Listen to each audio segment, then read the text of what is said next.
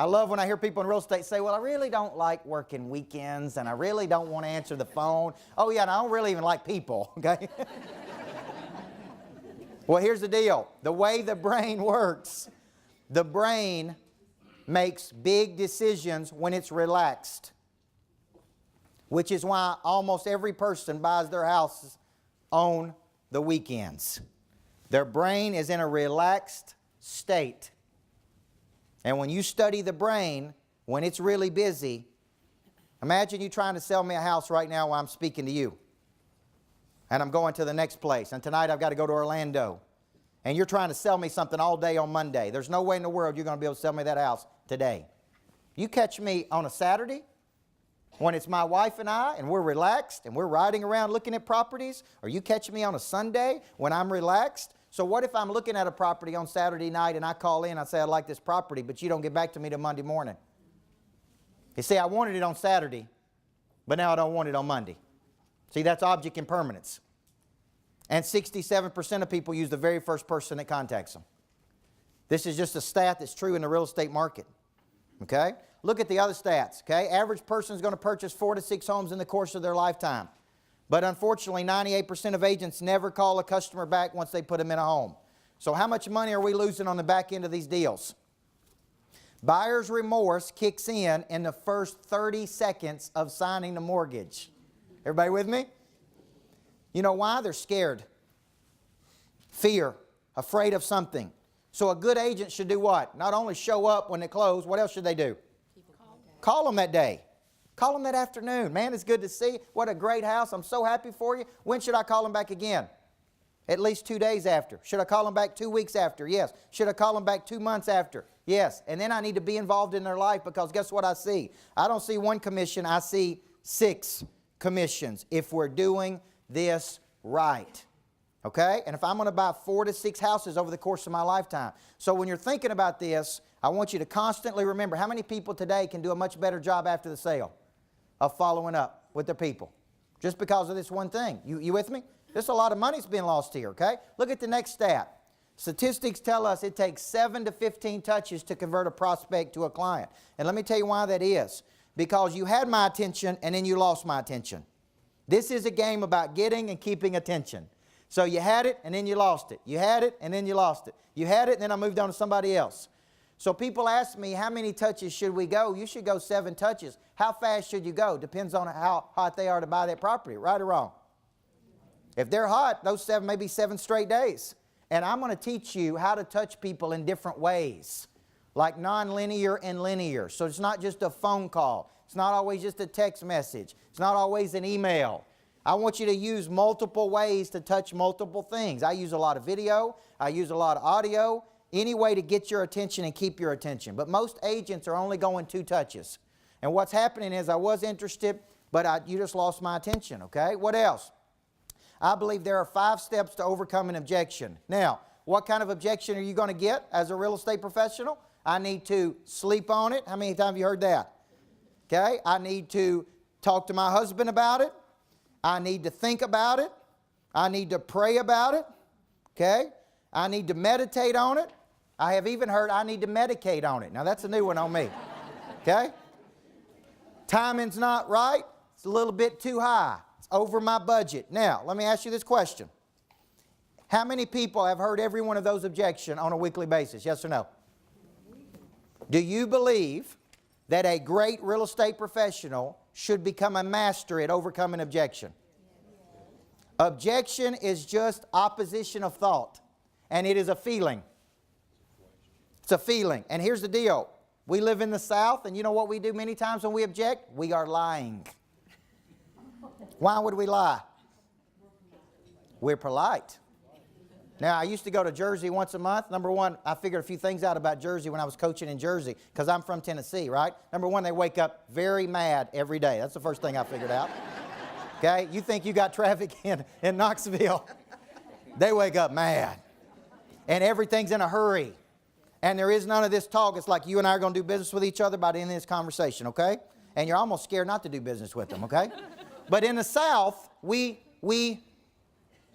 sugarcoat. Because you seem like a nice person, right? And I like your cheetah print shirt you have on. And you were so sweet to call me back. So instead of telling you the truth, I lie. And I don't do it maliciously. I just say things like, well, let me think about it. Well, let me talk to my wife about it. Let me sleep on it. Let me pray about it. Let me do all these things. Really, there's something about that house I don't like or I would move forward. And so I got to teach you today how to overcome that. What I do is I find the real objection. And I find it by asking a simple question. Is there any other reason outside of this one reason that's keeping you from moving forward? Because many times when I ask that question, there's always something else. There's always something else. And until I find what that something else is, I cannot overcome that objection. So when you're thinking about these areas right here, I want to stop right now, and I want you to tell the person beside you, where do you think right now your business has a big missing structure? Is it in speed to leads? Is it in follow-up after the sale? Is it in going 7 to 15 touches? Or is it in becoming a master at overcoming objection? Because we all have a missing structure somewhere. You follow me? Where is your biggest missing structure right now? Tell the person beside you where you think it is. Take off. People are more motivated by what? What they'll lose than what they'll gain. If you got to sleep on it one more night, I wouldn't be doing my job to tell you that you may not be able to sleep in it. You understand what I'm saying?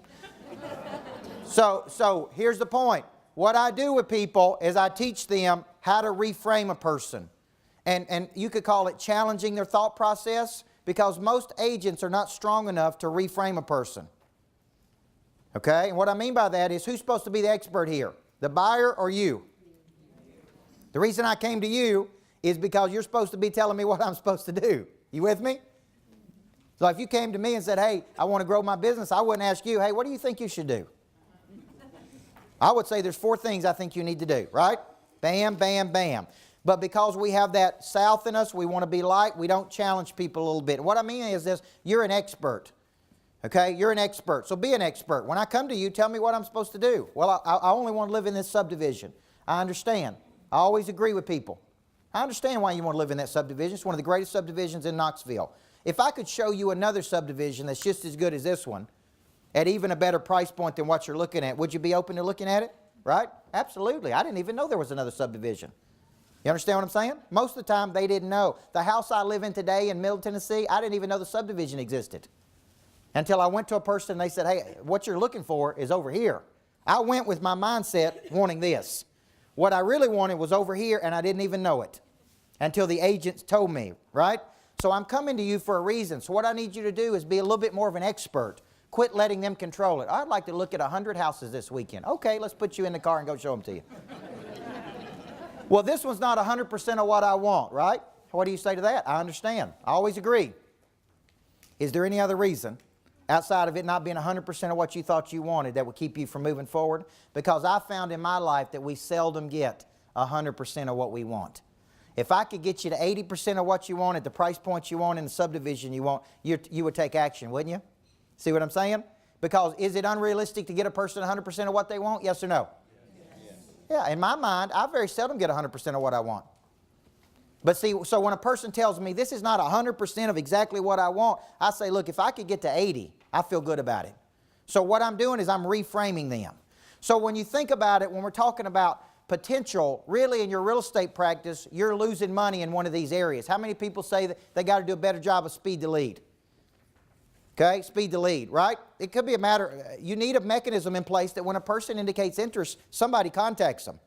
Okay, so if it's a Saturday night and I'm off, and I'm typically off on Saturdays, and we have a big lead that comes in, I text them back right then. Would you like to talk about this right now? You say, well, how do you get by with that with your wife? I asked my wife one question. Sweetheart, do you like living in this big house we live in? She says, I love it. I said, well, I got to step out and take this phone call so we can live in this big house, okay? You know what she says? Go ahead, sweetheart, go ahead. Here's my point. I don't stay on the phone all day on Saturday, but I am smart enough to know if a person indicates interest on a Saturday night at 10 o'clock that they want some help, they want some help. You follow me? Yes or no? Because I understand how the brain works. It's not convenient to me, but it's convenient to them. And that's how you got to start thinking about selling. When a person wants it, they want it. They may not want it by Monday. We used to wait till Monday to call them back, and you know what? They didn't want it on Monday. They wanted it on Saturday. So speed to lead is one. How many people said they're not doing a great job of following up after the sale? How many people can do a better job following up after the sale, okay? Everybody in the room should be raising their hand, okay? Tell the truth. All progress starts by telling the truth, right? So when I'm coaching a lot of agents, I'll be like, okay, show me your 7-touch plan when a person indicates interest. Like, show me the 7 actual touches you use, okay, other than a phone call. What else do you do? Well, we do a video, I try to get them on Facebook. I want you to think about it this way. Very seldom do we exhaust our resources in getting a person's attention. So I had a guy on my sales team that was trying to sell a person in Miami, Florida, and he said, Coach, I've given it to him every way I could give it to him. I don't know what's wrong with him. Here's what I would tell you. When you're selling anything, you need to take total ownership of that. So if I call you and you don't answer the phone, I don't blame it on you, I blame it on me. So I would leave her a voicemail. What's your first name? Kim. Kim, I would call Kim and I'd say, Kim, this is Coach Burt, and apparently I've done a very poor job of getting your attention. And it's not your fault you're not calling me back, it's my fault. Because if I do a better job of following up with you and giving you what you need to do, you'd be calling me back, right? So Kim, I'm going to get better. So when I do call you next time, you're ready to talk to me. Everybody understand? That's total ownership. So my guy said to me, man, I'm giving him everything he needs to take action. The reason a person doesn't move forward is 2 words. They got fear. Fear is an unpleasant emotion caused by a belief that something's going to harm me in the future. I'm afraid I can't make the payments. I'm afraid something's going to happen. I'm afraid I'm going to lose my job, but I'm not telling you that. You understand? So I'm not moving forward. That fear breeds uncertainty. You know what uncertainty is? Ambivalence, insecurity, doubt. So the reason I'm not moving forward with you is because I've got doubt. And I've got doubt because I'm afraid of something. And when you don't give me enough information, I don't overcome that doubt. So I tell my people, feed them as much information as you can, as many ways as you can. So I asked my salesperson, I said, have you put it to him in a video? Nope. No, I haven't. Have you put it to him in a recorded message that you could send to him in MP3? Nope. I said, have you put somebody else on the phone with him? Nope. Have you put me on the phone with him? Once, not twice. Have you put our best client on the phone with him? Nope. And I said, well, guess what? You have not done everything you can to get his attention. Everybody see that?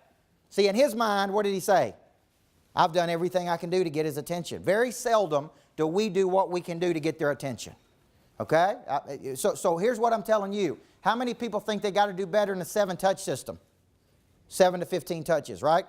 If you're only going 2 times, guys, I would tell you as a coach, you're not even in the ball game. You're not in the ball game. You're not even working hard enough to earn the sale. If I looked at a property today in Knoxville, the minute I leave Knoxville, you've lost my attention. You've lost it. It's your job to get it back. It's not my job to come get you. It's your job to keep my attention. So how do you keep a person's attention? You keep feeding them information. The more you feed me information, the more it overcomes my fear, the more it overcomes my insecurity and uncertainty, and the more I have to take action. Everybody follow me. Feed them more information. Anybody that's in your pipeline right now, you need to be feeding them a lot more information. Hey, I know you looked at it this way, but you didn't like it. What about this? Have you thought about this? Have you looked at it this way? Here's a video I did on this. Feed me information, okay? Now, how many of you think you can get better at overcoming objection? Okay? It's just a feeling. And a feeling can be influenced. I don't like it. I don't feel like it. Don't like the color. These are all feelings.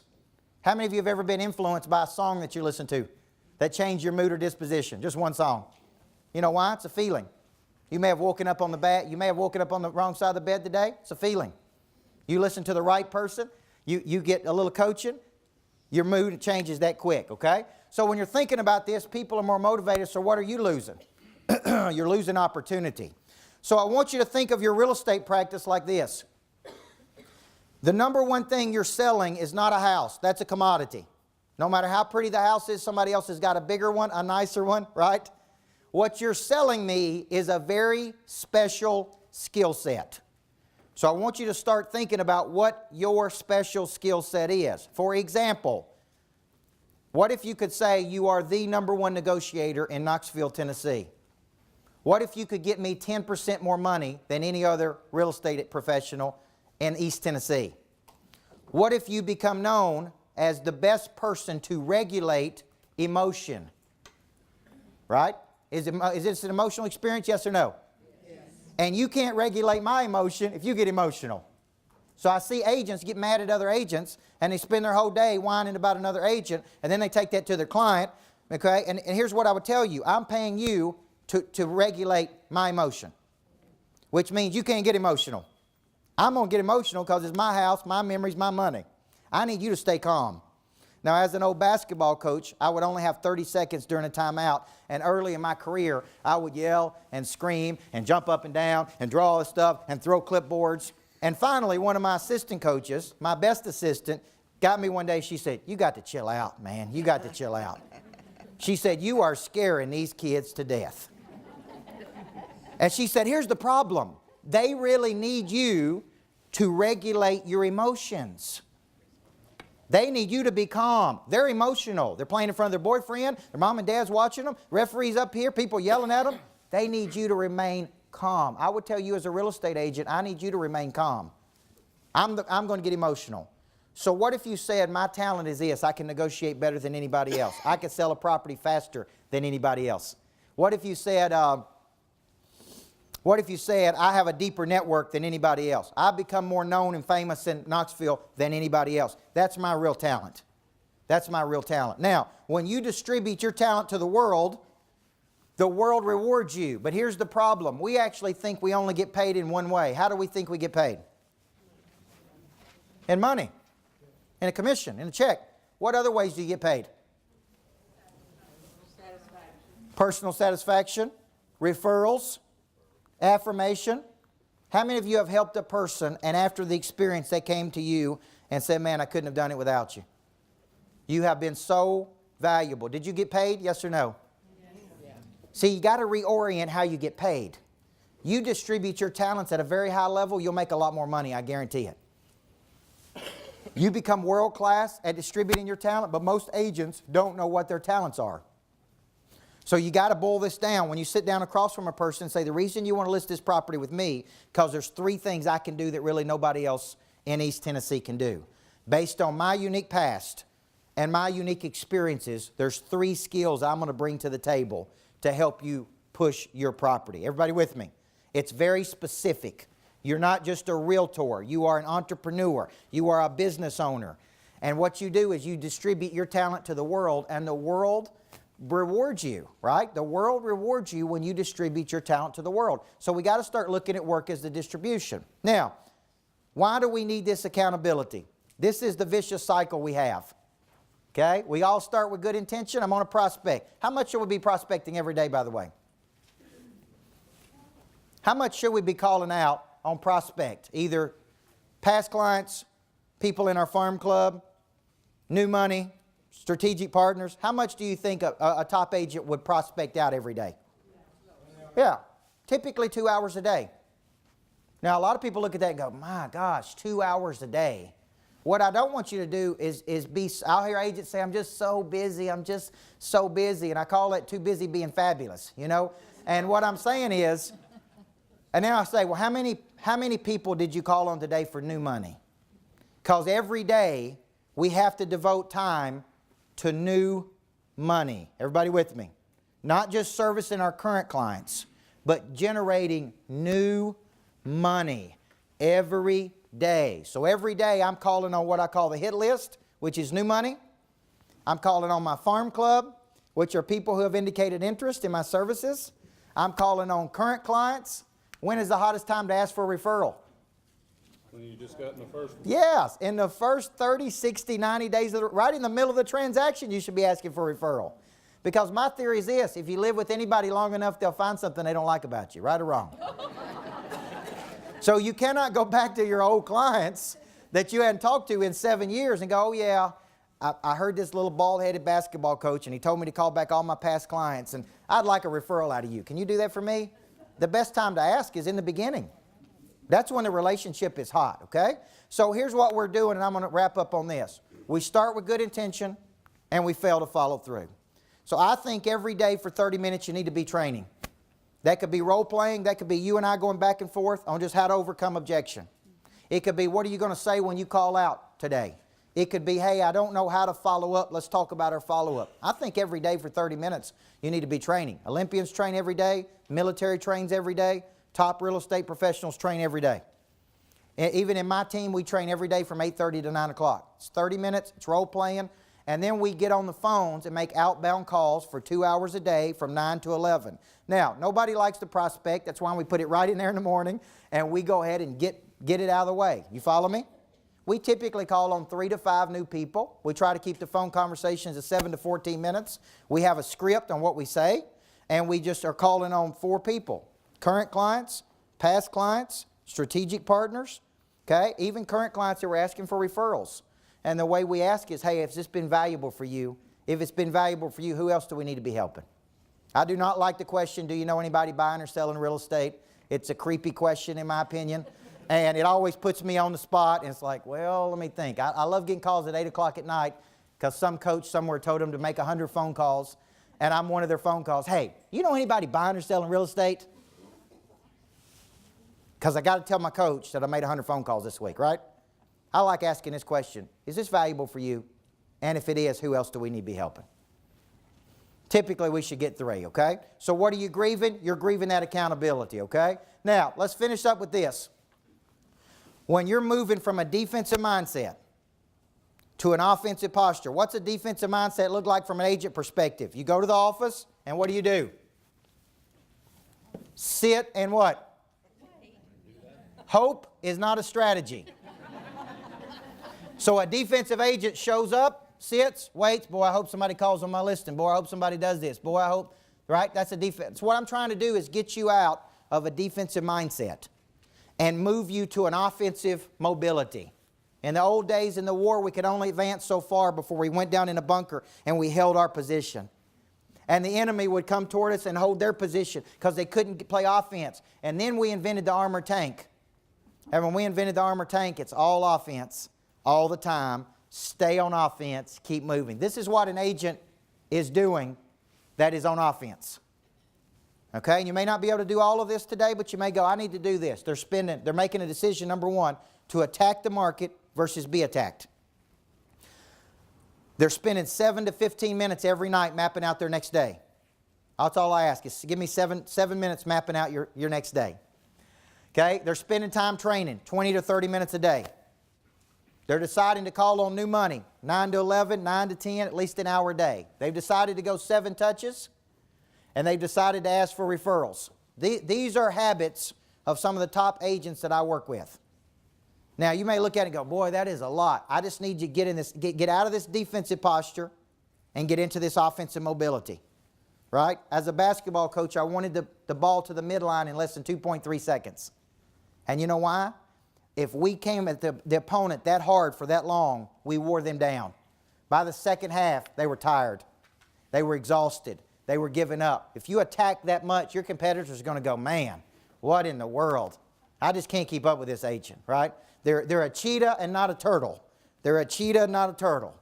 So here's what we're going to be covering today, guys. I'm going to be teaching today these things.